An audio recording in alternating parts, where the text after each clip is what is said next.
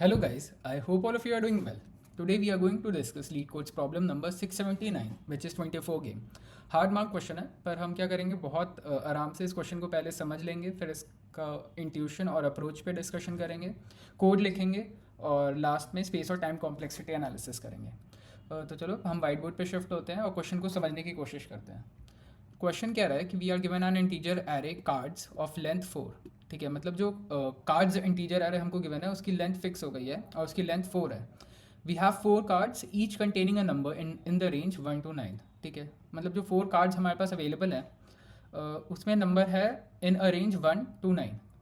We have to arrange the numbers on these cards in a mathematical expression using the four operators plus minus multiplication and division and the parenthesis to get the value 24। ठीक है, मतलब मेरे पास 4 cards given है, उन 4 cards में जो number है वो लाई कर रहा है बिटवीन 1 and 9 और इन 4 कार्ड्स को यूज़ करके, या आप ऐसे भी कह सकते हो इन 4 नंबर्स को यूज़ करके मेरे को एक मैथमेटिकल एक्सप्रेशन फॉर्म करना है। उस मैथमेटिकल एक्सप्रेशन में मेरे को इन 4 ऑपरेटर्स का यूज़ करना है सच दैट मैथमेटिकल एक्सप्रेशन की जो वैल्यू आए सॉल्व करने के बाद वो 24 आनी चाहिए।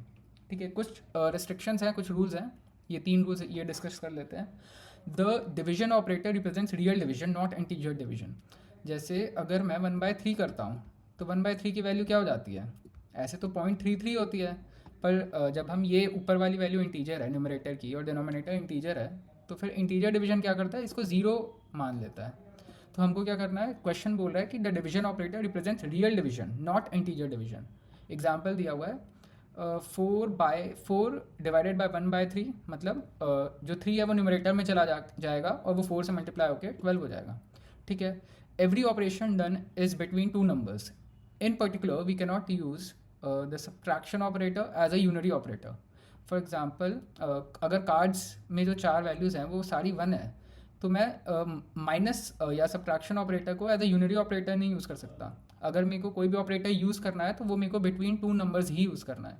ठीक है, तो ये वाला जो एक्सप्रेशन है ये अलाउड नहीं है। वैसे देखो ये तो 24 भी नहीं बनाएगा, तो मेरे को नहीं लगता कोई प्रॉब्लम होनी चाहिए। You cannot concatenate numbers together. अगर 4 नंबर्स आपको गिवन है ना तो आप किन्हीं 2 नंबर को जोड़ के कंकैटिनेट करके एक नंबर नहीं बना सकते। अगर ये 1 और 2 को अगर मैं कंकैटिनेट करता हूँ तो 12 बनेगा, तो आप ऐसे 12 नहीं बना सकते। अगर ऐसे तो मैं इसको भी 12 बना दूंगा और फिर इन दोनों को ऐड कर दूंगा तो मेरे को 24 मिल जाएगा। तो क्वेश्चन कह रहा है कि आप ऐसे नहीं कर सकते, this expression is not valid. ठीक है, return true if you can get such expression that evaluates to 24 and false otherwise. ठीक है, मतलब जो हम मैथमेटिकल ऑपरेशंस फॉर्म कर रहे हैं 4 कार्ड्स को यूज़ करके, अगर उस मैथमेटिकल एक्सप्रेशन का जो आंसर है, का जो सोल्यूशन है, जो वैल्यू आएगी उसको सॉल्व करने के बाद वो अगर इक्वल टू 24 है तो उस केस में मेरे को ट्रू रिटर्न करना है, एल्स मेरे को फॉल्स रिटर्न करना है। एग्जाम्पल देखते हैं। एग्जाम्पल नंबर 1, कार्ड्स 4 कार्ड्स थे क्वेश्चन में। उन 4 कार्ड्स पे जो नंबर थे वो बिटवीन 1 to 9 होने चाहिए थे। ठीक है, तो जो हमें 4 कार्ड्स गिवन है एग्जाम्पल नंबर 1 में उनकी वैल्यू है 4, 1, 8 एंड 7। तो देखो मेरे पास 4 ऑपरेटर्स अवेलेबल हैं और 4 नंबर्स हैं। ठीक है, तो मैं बहुत सारे एक्सप्रेशन को फॉर्म कर सकता हूँ। मैं 4 और 1 के बीच में एडिशन ऑपरेटर डाल सकता हूँ, यहाँ सब्ट्रैक्शन, यहाँ मल्टीप्लिकेशन। तो इसका मतलब क्या है कि बहुत सारे एक्सप्रेशन फॉर्म कर सकता हूँ मैं। अब देखो इसी में मैं ब्रैकेट्स भी यूज़ कर सकता हूँ। अगर मैं 4 और 1 के बीच में ब्रैकेट लगा दूँ, 8 और 7 के बीच में ब्रैकेट लगा दूँ, तो बहुत सारे एक्सप्रेशन बनते हैं जिनकी बहुत सारी वैल्यू होगी। तो इन्होंने ट्रू रिटर्न किया एज आउटपुट और उसका एक्सप्लेनेशन इन्होंने दिया है कि अगर हम 8 में से 4 को सब्ट्रैक्ट कर दें और इस पूरी वैल्यू को मल्टीप्लाई कर दें 7 और 1 के सब्ट्रैक्शन से, तो 8 - 4 क्या होता है? 4 होता है, और 7 - 1 is 6। सो 6 मल्टीप्लाइड बाय 4 और 4 multiplied by 6 is equal to 24। तो इसका मतलब क्या है कि इन्होंने क्या किया, एक ऐसा मैथमेटिकल एक्सप्रेशन फॉर्म किया जिसको सॉल्व करने के बाद 24 आ रहा है। And according to the question अगर एक्सप्रेशन का वैल्यू 24 आता है तो हमको ट्रू रिटर्न करना है, तो दैट्स फाइन, उन्होंने ट्रू रिटर्न कर दिया। एग्जाम्पल नंबर 2 देखते हैं। एग्जाम्पल नंबर 2 में जो 4 कार्ड्स हैं उनकी जो वैल्यू है वो है 1, 2, 1 एंड 2। ठीक है, तो अगेन बहुत सारे मैथमेटिकल एक्सप्रेशंस बनेंगे 4 ऑपरेटर्स को यूज़ करके। 4 ऑपरेटर्स हमारे कौन से हैं? Plus, minus, multiplication, division. तो आप खुद ट्राई करना, पेन पेपर लेके बैठो, कुछ एक्सप्रेशंस को फॉर्म करने का यूज़ करो, फॉर्म करने की कोशिश करो और देखना कोई भी ऐसा एक्सप्रेशन आपको नहीं मिलेगा जिसको जब आप इवैल्यूएट करो तो आपको 24 मिल रहा हो। तो इसलिए इन्होंने क्या किया, इस केस में फॉल्स रिटर्न कर दिया है। कंस्ट्रेंट्स अगर हम देखें तो कार्ड का जो लेंथ है वो फिक्स है और कार्ड में जो नंबर भरा हुआ है वो भी फिक्स है। फिक्स नहीं है, 9 ऑप्शन है हमारे पास, 1 से लेकर 9 तक कोई भी वैल्यू हो सकती है। अगर मेरे कार्ड्स का लेंथ फिक्स है तो मतलब क्या हुआ, मेरे जो टाइम कॉम्प्लेक्सिटी होना चाहिए सोल्यूशन का, वो तो लेंथ पे डिपेंड ही नहीं कर रही है, क्योंकि लेंथ ऑफ कार्ड्स तो हर एक केस में 4 ही है। ठीक है, तो इसका मतलब क्या है कि ब्रूट फोर्स भी अगर हम इसमें ब्रूट फोर्स सोल्यूशन भी अगर हम सोच लेते हैं तो भी हम इस क्वेश्चन को सॉल्व कर पाएंगे। ठीक है, तो मैंने एक ब्रूट फोर्स सोल्यूशन ही देखा है, ब्रूट फोर्स सोल्यूशन ही मैं आपको एक्सप्लेन करने वाला हूँ। मैंने बहुत सारे सोल्यूशंस पढ़े थे सोल्यूशन टैब में जाके, मेरे को कोई भी सोल्यूशन बहुत इंट्यूटिव नहीं लगा, तो एट लास्ट मुझे एक सोल्यूशन मिला which I found to be intuitive, और वही मैं आपको अभी एक्सप्लेन करने वाला हूँ।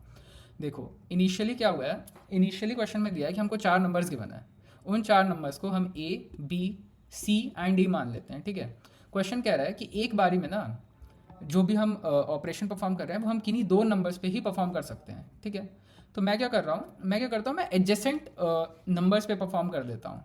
अब देखो अगर 4 नंबर्स अवेलेबल हैं और एक ऑपरेशन परफॉर्म करना है मेरे को, तो वो एक ऑपरेशन मैं ए और बी के बीच में भी कर सकता हूँ, तो ये मेरा एक पेयर हो गया। ऐसा भी हो सकता है कि मैं ए और बी के बीच में ना परफॉर्म करके बी और सी के बीच में परफॉर्म करूँ, तो ये इसको हम अपना सेकेंड पेयर एज्यूम कर लेते हैं।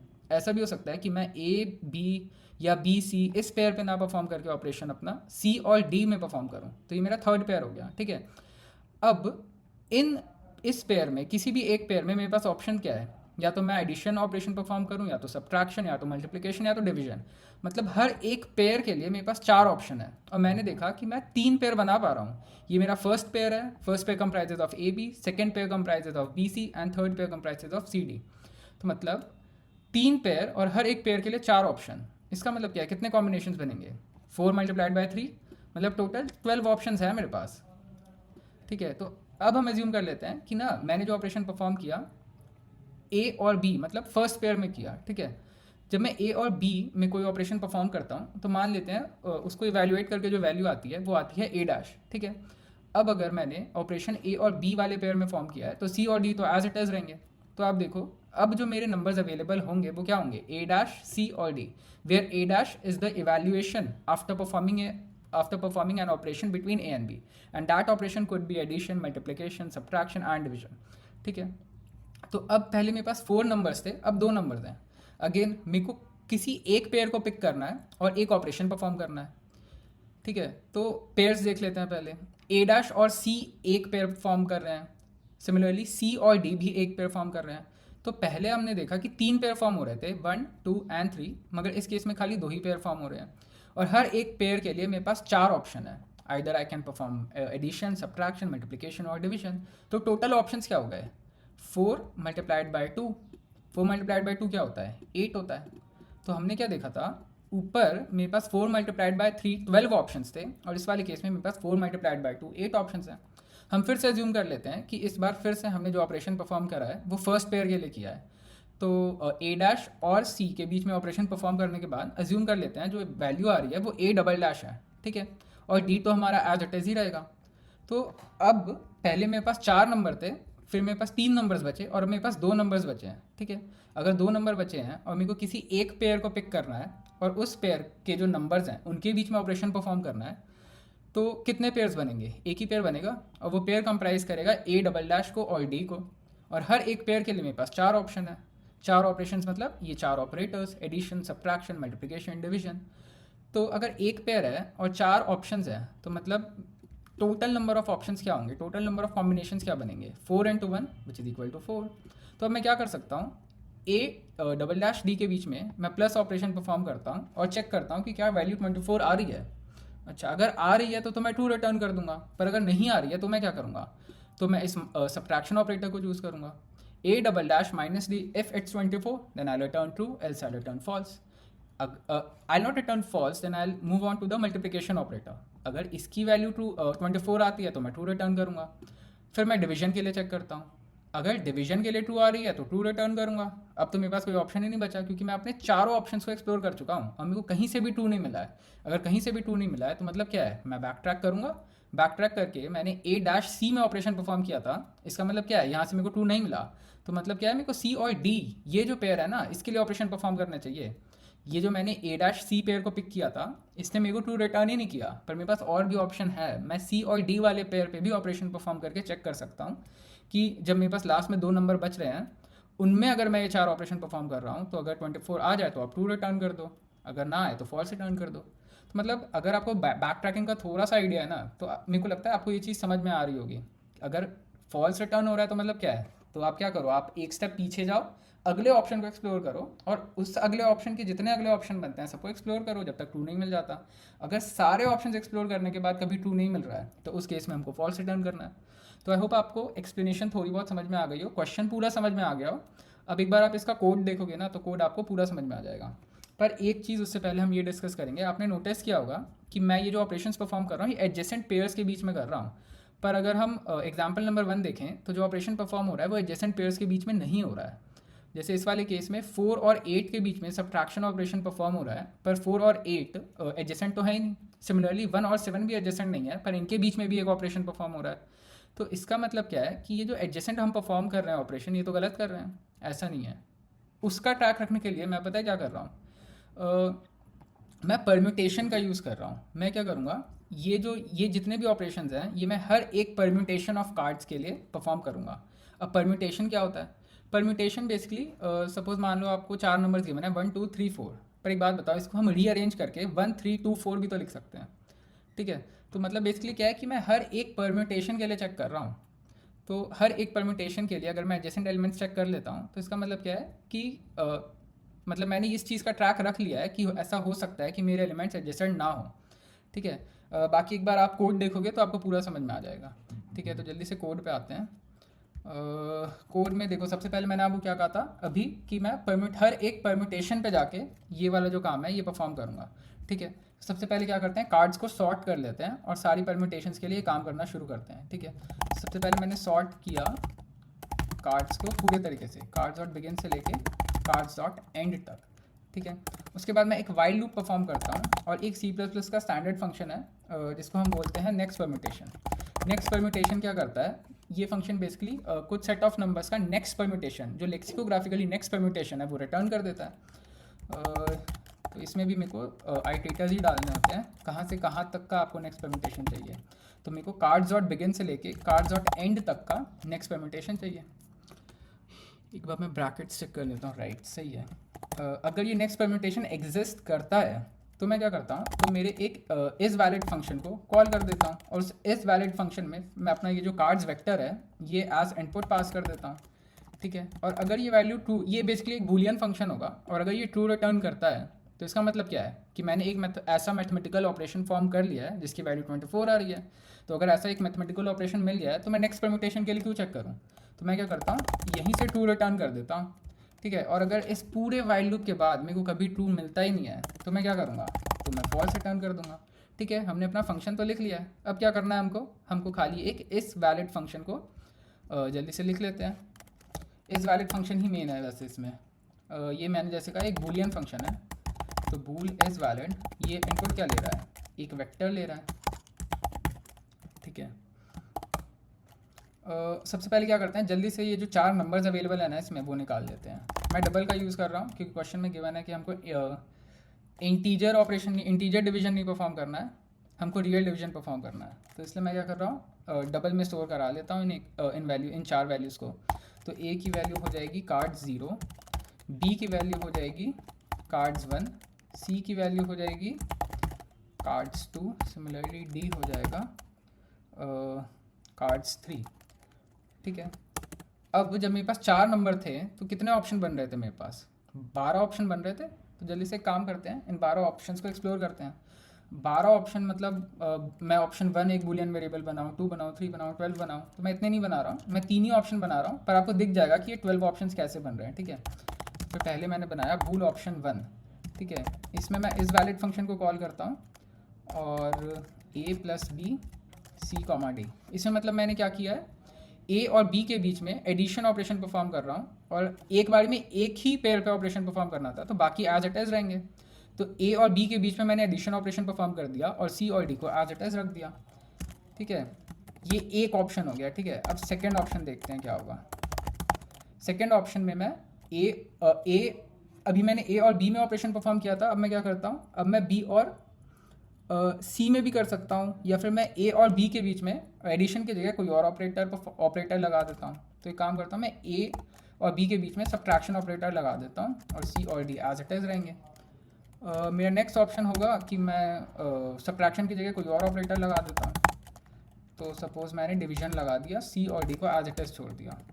नेक्स्ट क्या हो सकता है, क्या ऑप्शन बचा, मैं ए और बी के बीच में अब मल्टीप्लिकेशन ही लगा सकता हूँ, और तो कोई ऑप्शन ही नहीं है। ठीक है, सी और डी के बीच में कॉमा आएगा। ठीक है, तो अब आप देखो, ये मेरा फर्स्ट ऑप्शन है, ये सेकंड ऑप्शन है, ये थर्ड ऑप्शन है, और ये फोर्थ ऑप्शन है। ठीक है, और इसलिए मैं ले रहा हूँ क्योंकि ऐसा हो सकता है कि किसी भी एक ऑप्शन से मेरे को ट्रू रिटर्न हो जाए। तो अगर मेरे को ट्रू रिटर्न हो जाता है किसी भी एक ऑप्शन से, भले ही बाकी से फॉल्स रिटर्न हो रहा हो, तो ये जो मेरा ऑपरेशन या ऑप्शन 1 होगा बूलियन वेरिएबल, ये अपने आप ट्रू हो जाएगा। ठीक है, तो अभी हमने 12 में से 4 ऑप्शन को एक्सप्लोर कर लिया है। अब क्या करते हैं, अब हम नेक्स्ट 4 को एक्सप्लोर करने की कोशिश करते हैं। इज़ वैलिड, अभी तक मैं ए और बी वाले पेयर में ऑपरेशंस परफॉर्म कर रहा था, अब मैं बी और सी वाले पेयर में ऑपरेशंस परफॉर्म करने की कोशिश करता हूँ। तो फिर पहले एडिशन ऑपरेशन परफॉर्म कर देते हैं। नेक्स्ट हम क्या करते हैं, सब्ट्रैक्शन ऑपरेशन परफॉर्म करते हैं। और अपना थोड़ा कॉपी पेस्ट कर लेते हैं, काफ़ी चीज़ें रिपीटेटिव हो रही हैं।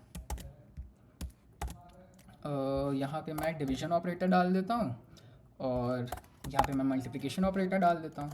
अब देखो, अब हमने 8 ऑप्शंस को एक्सप्लोर कर लिया है। तो अब क्या करते हैं, अब हम अपने नेक्स्ट 4 ऑप्शंस को एक्सप्लोर करने की कोशिश करते हैं। अभी तक मैंने बी और सी वाले पेयर पे मैं ऑपरेशंस लगा रहा था, अब मैं क्या करता हूँ, मैं सी और डी वाले ऑपरेशंस पे परफॉर्म करता हूँ। तो ए, बी और सी और डी के बीच में क्या एडिशन ऑपरेशन परफॉर्म कर सकता हूँ मैं।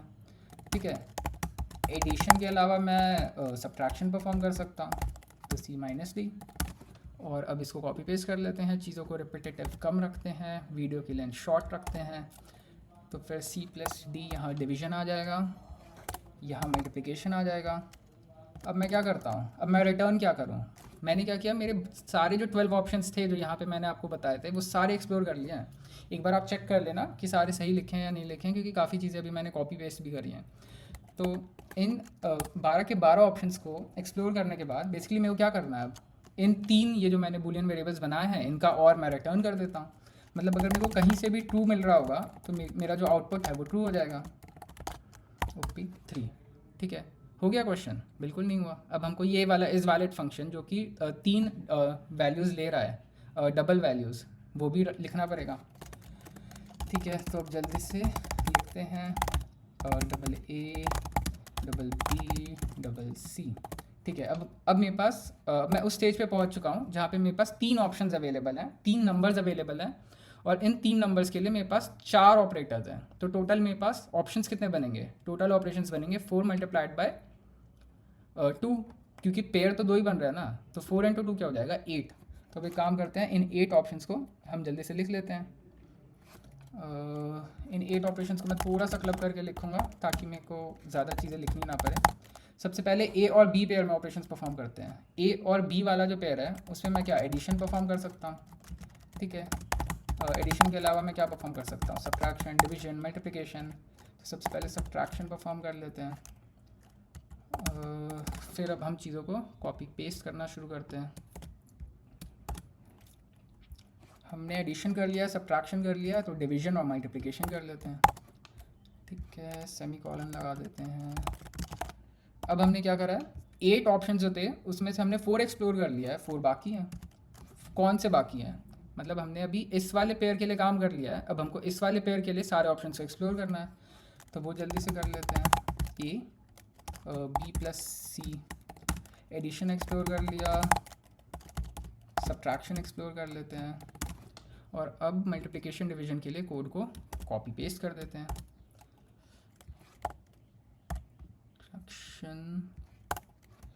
मल्टीप्लिकेशन, ठीक है, और फिर हमको रिटर्न क्या करना होगा, इन 8 ऑप्शन से जो वैल्यू मेरे को मिल रही है, जो कि ऑप्शन 1 और ऑप्शन 2 बूलियन वेरिएबल्स में स्टोर है, इनका मैं और रिटर्न कर देता हूँ। काम हो गया हमारा? मेरे ख्याल से नहीं हुआ। अभी हमको एक और इज़ वैलिड फंक्शन लिखना पड़ेगा, और इस समय एज आर्ग्यूमेंट 2 वैल्यूज़ भेज रहा हूँ, 2 डबल वैल्यूज़। इस फंक्शन को भी जल्दी से लिख लेते हैं। वैसे मुझे लगता है ना, अगर इतना आपने देख लिया है तो आपको समझ में आ गया होगा कि मैं कर क्या रहा हूँ। आप, मेरे को लगता है अब यहाँ से अपने आप भी इस क्वेश्चन को सॉल्व कर सकते हो। ठीक है, तो मतलब मेरे को क्या करना है, अब मैं इस स्टेज पे पहुँच चुका हूँ जहाँ पे मेरे पास पेयर एक ही है और ऑप्शंस 4 हैं। तो टोटल नंबर ऑफ़ ऑप्शंस क्या होंगे, 4 × 1, तो टोटल मतलब 4 ऑप्शंस बनेंगे मेरे पास। ठीक है, 4 रिकर्सिव कॉल्स आएंगी। इसका पहले मैं बेस केस लिख देता हूँ। अब बेस केस क्या होगा, बेस केस यही होगा कि इन दोनों के बीच में जब मैं ऑपरेशन परफॉर्म करता हूँ तो वैल्यू 24 आ जानी चाहिए, ठीक है।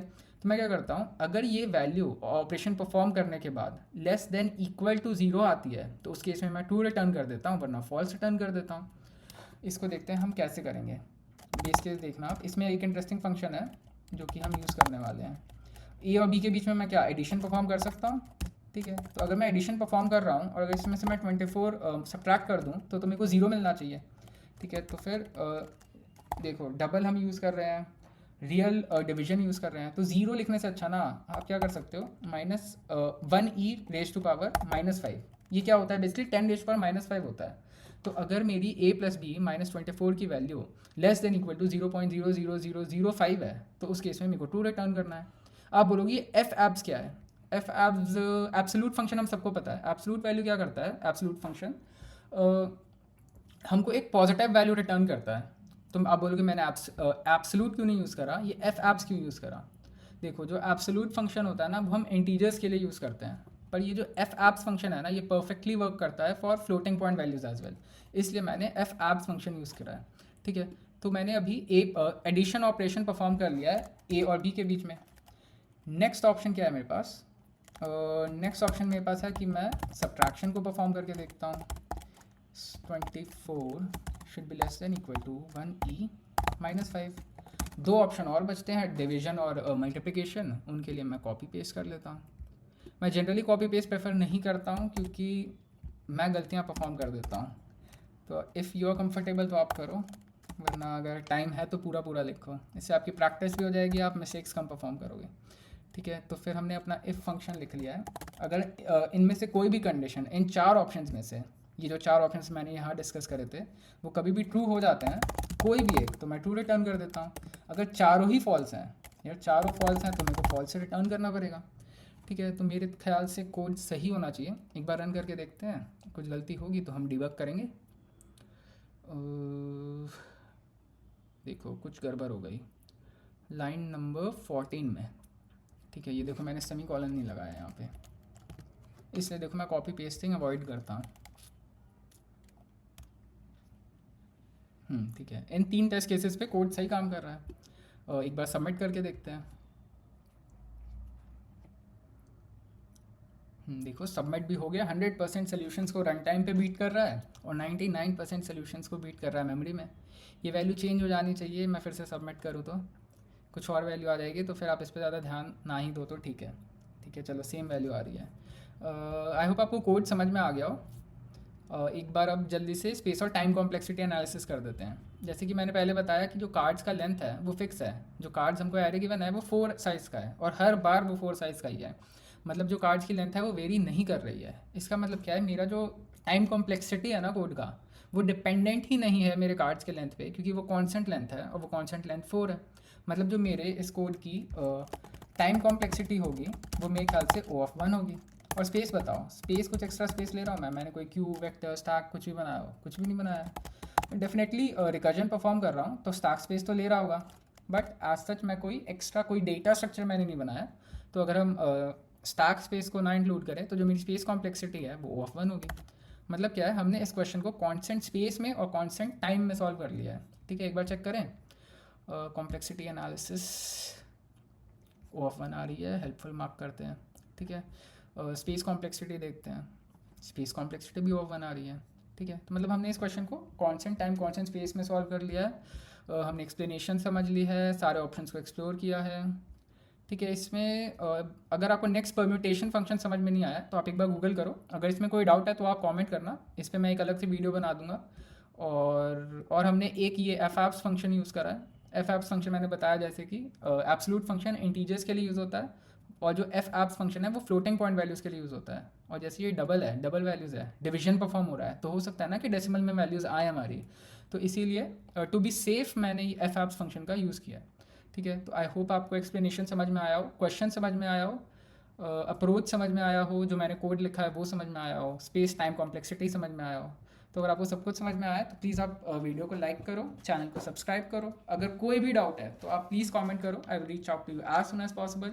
That's it for today guys, thank you so much.